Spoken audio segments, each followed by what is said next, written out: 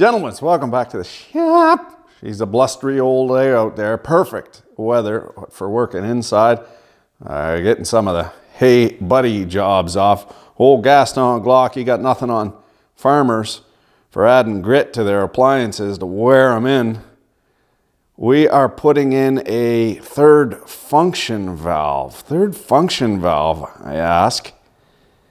That anything like when you get rid of the rooster and one of the hens starts strutting around and any cockle-doodling?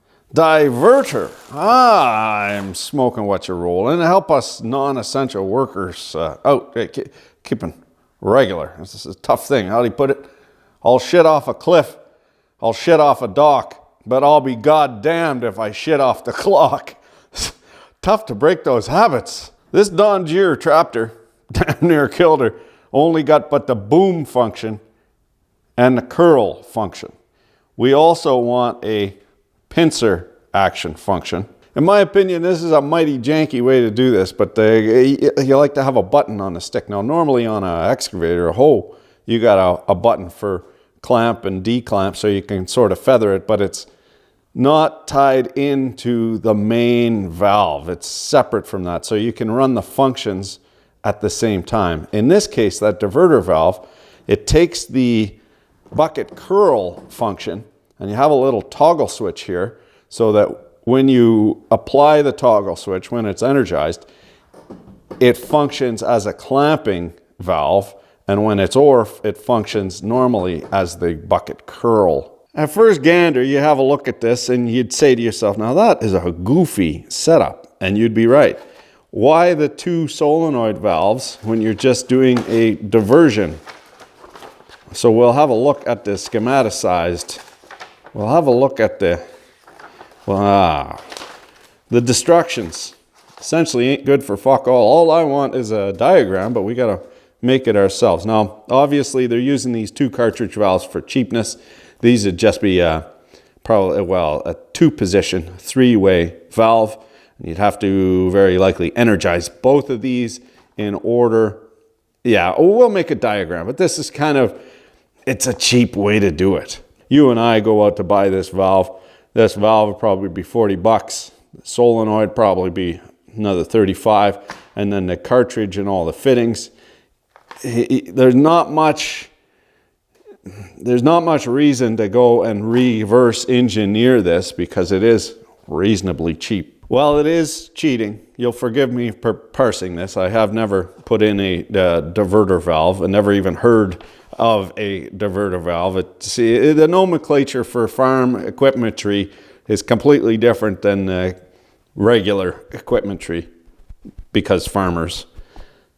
I'm not disparaging farmers. Don't shoot the messenger there. Installation time, approximately 1 to 2 hours, not including electrical power. Okay, so that's going to be precisely 2 days worth of dicking around. Pro tip, just the tip mind and only for a minute. You get a basket case and it's sitting there coming up to temperature in the shop. Sometimes things take a notion to go for a walk. So we're going to look through the bill of materials and make sure, just check off to make sure that we have all the componentry. Looking good. I got the pigtail with the Deutsch connectors, assorted sundries, 6 hydraulic -6 lines with some quick connects. And of course the valve with some clamping for sheet metalry. Why do they call it sheet metal? Because it cuts the ever-living sheet right out of you. Continuing the mise en place, we got our tools, safety brake applied, filthy as fuck. All the implements are zero energy. They got no hydraulic pressure in them and no potential energy because they're up dangling in the air. I'm an operator. Fixing to release the shmoo. One last point of order for professional perspicacity. Set yourself back on your heels. Give your teeth a little cluck and release the bad juju that is going to be involved in getting filthy and dripped on and gross affected. Fuck. All right. Pitter patter. Let's get at her. Allow me to translate this into human readable language. Rip the curl lines off. Quick connect, yeller, black. Pull back foreskin and perform bris. Snip, snip. 7/8. They've been sniffing some of that consent in a can. A release the schmoo. JIC? Oh, O-ring face. O-ring face is a fine hydraulic fitting what doesn't leak until it does. You see, there's an O-ring in that face. And the problem with O-ring face, once it starts giving you a little dust control, weeping and so forth, is you can't just go and tighten it up and fix the leak. You have to get in there and change that fitting, because if it's leaking, that means that fitting's fuckered. Kind of a pain in the cunning linguals. JIC, on the other hand, you can always give her a little extra tweak, get you through another couple decades. The worst, of course, with heat cycling is the NPT tapered thread, which just, well, it's a hope and a prayer that it doesn't leak. And they always leak because there is a spiral leakage path built right into the connection. The root of that thread is directly to air. So what you're relying on is the viscosity of the fluid not to work its way out of the fitting. You really got to jam it in there so that metal actually moves and seals it up, or schmoo. JIC is, in my opinion, the best because it's the easiest. Just let those bleed out. Now we insulate the diverter valve on the loader frame. This is a jerk move, however. If you're going to put in a fitting or a bolt, generally you're going to tighten it right up. Why? Saves the next guy some headache in case he forgets.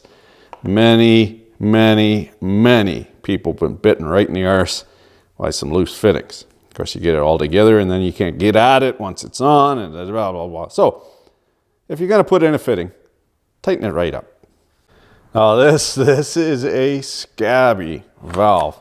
The brand name was probably just brought in from China and then branded with Pelta Power with a P. Yeah, I don't get it either. But the valve hasn't been plated, or it's been selectively plated. You see, they put on the copper plating in order to get the zinc to stay on there real nice. But they haven't bothered to put the, yeah, that's pretty scabby. I've never seen that before, where they managed to not plate certain sections of the valve. There's the SAE cartridge valve. These are all standard cartridge sizes, so you can get them from any manufacturer and they'll all fit in there. This is a 2-position 3-way valve. You see one of the ways is down below me, second, third, and we see pressure in on the bottom of the valve, and then the A and the B, or A1 and A2 ports.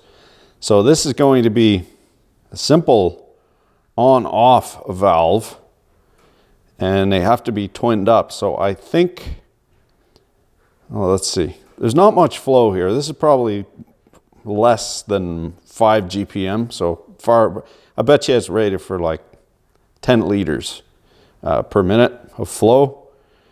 If you go above, you can always go above it, but the pressure drop across the valve increases on a non-linear, exponential losses as you get more flow through it. However, I'm not quite sure how much flow that tractor will do at full chooch. Right, a schematic. It would look something like this, those valves, and they'd need to be used in tandem because reasons.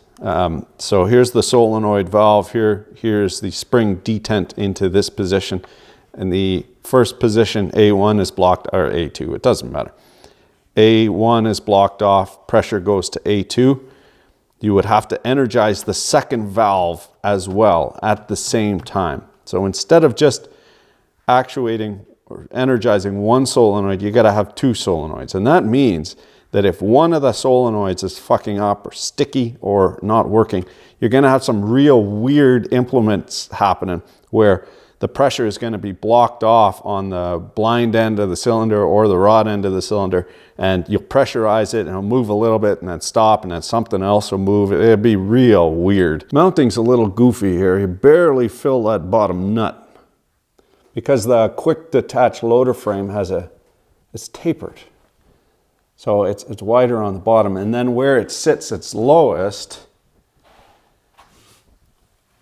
it's kind of off in outer space here. It's not sitting right up against it flush, which means that when you tighten these down, they spring. So it'll never come loose, but it's a titty bit goofy.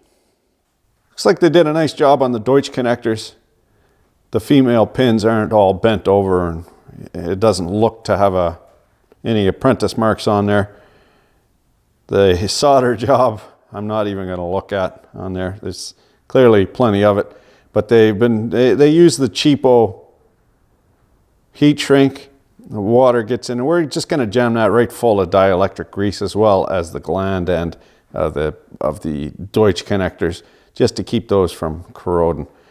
Some typical trailer wire, bane of my bloody existence down in there.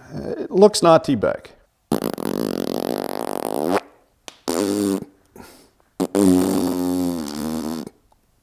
Now we're going to reinstall the curl line as well as the new implement line. Dash 6 and dash 4. You can't mess it up. Not only that, but they labeled them. Okay. Nice. So simple, even an operator could do it. Guys, you guys. I rescind my admiration. It was goofier as shit. Look at this stealth clamp, weld on. They got a chunk with a gear clamp. Oh my, heat shrink. Come on guys. What you can do is get a stealth clamp, that's that green thing, the hose clamp, that has little tabs, elongated tabs, so you can drill and tap or just drill and bolt from the backside. This is the weld-on style. So yeah, that's what we're gonna do.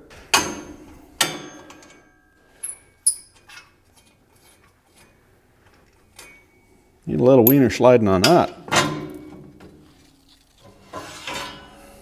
Gun nerds, ham radio enthusiasts, weekend seamen, sailors, mind, and Instagram stack of dime rainbow warriors.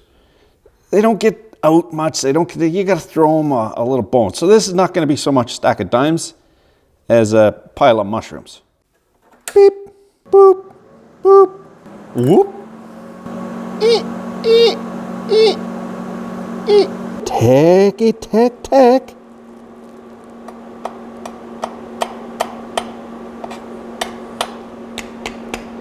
Fucker.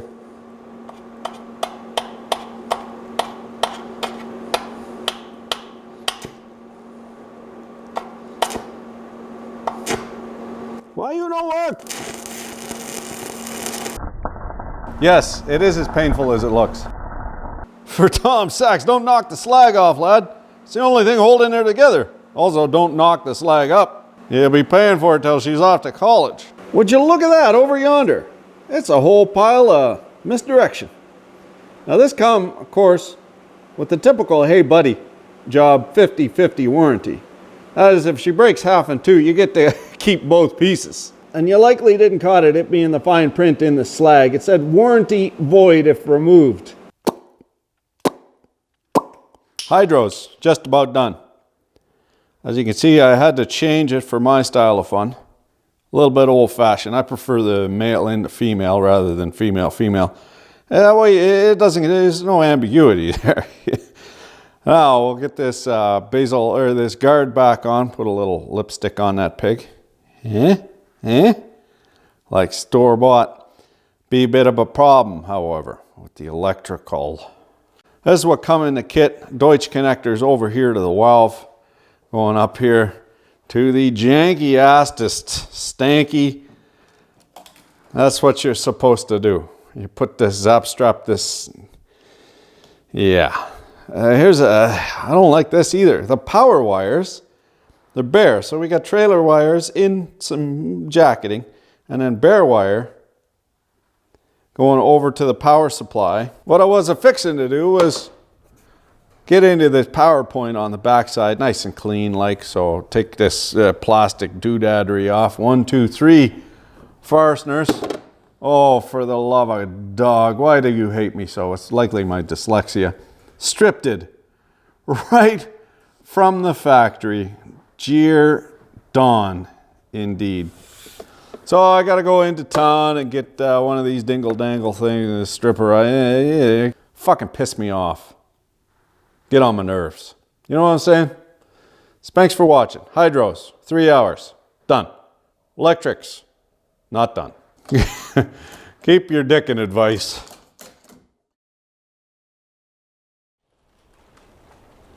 Well then. A wise man once said, there is nothing so permanent as a temporary solution. Uh-huh. Uh-huh.